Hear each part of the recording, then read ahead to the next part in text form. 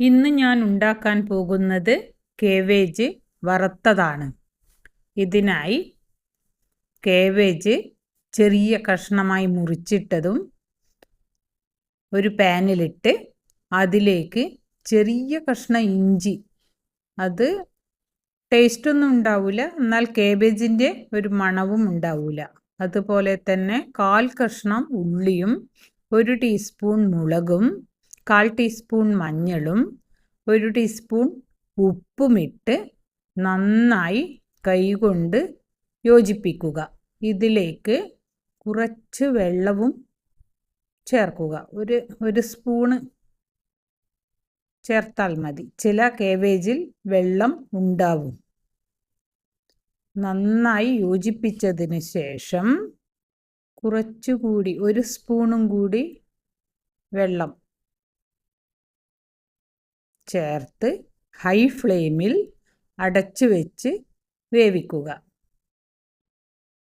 ചെറുതായി ഒന്ന് തിളക്കുമ്പോൾ നന്നായി ഇളക്കി ഒന്നുകൂടി അടച്ച് സിമ്മിൽ വേവിക്കുക. കേബേജ് പെട്ടെന്ന് തന്നെ വെന്ത് കിട്ടും. നന്നായി ഇളക്കി വെള്ളം വറ്റിയാൽ അതിലേക്ക് കുറച്ച് തേങ്ങയും, ഒരു 4 സ്പൂൺ തേങ്ങ മതി, അതും കരിവേപ്പിലയും ഇട്ട് ഒന്നുകൂടി നന്നായി യോജിപ്പിച്ച് അടച്ചു വെച്ച് ഫ്ലെയിമിൽ നിന്നും മാറ്റിവെക്കുക. ഒരു പാനിൽ 3 സ്പൂൺ വെളിച്ചെണ്ണ ഒഴിക്കുക. 1/2 കഷ്ണം ഉള്ളിയും